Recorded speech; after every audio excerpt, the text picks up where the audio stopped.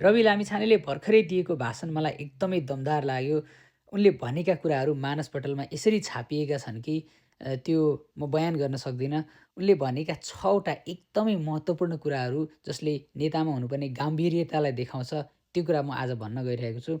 यहाँ शहीदकी आमा छिन्, ध्यान दिएर सुन्नुहोला। कुनै पनि बिचौलियासँग साँठगाँठ गर्नुभन्दा अगाडि, एक कप चिया खानुभन्दा अगाडि, एक घुटको पानी खानुभन्दा अगाडि शहीदकी आमालाई सम्झिनुहोला। आफ्नो छोरो जलाएर संसद पसेकी शहीदकी आमालाई सम्झिनुहोला। तपाईँले सांसदको चुनाव जितेर खुसियाली मनाउनु भएको छ। तपाईँको निधारको अबिर नुहाएर आउँदा पनि गएको छैन। कतिले अझैसम्म पनि सेलिब्रेसन मनाउँदै हुनुहुन्छ।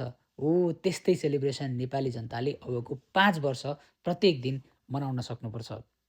कानुन बनाउने प्रमुख जिम्मेवारी तपाईँहरूको काँधमा नेपाली जनताले दिएका हुन्। उनीहरूलाई थाहा छैन कुन कानुन फेरेर घरको बाटो बन्छ, उनीहरूलाई थाहा छैन कुन धारामा पानी आउँछ, बिजुली आउँछ, इन्टरनेट चल्छ, उनीहरूलाई थाहा छैन। तर तपाईँलाई थाहा हुनुपर्छ कुन धाराले कहाँ अड्काएको छ मान्छेको घरमा धारा आउन। तपाईँलाई थाहा हुनुपर्छ, तपाईँले अध्ययन गर्नुपर्छ।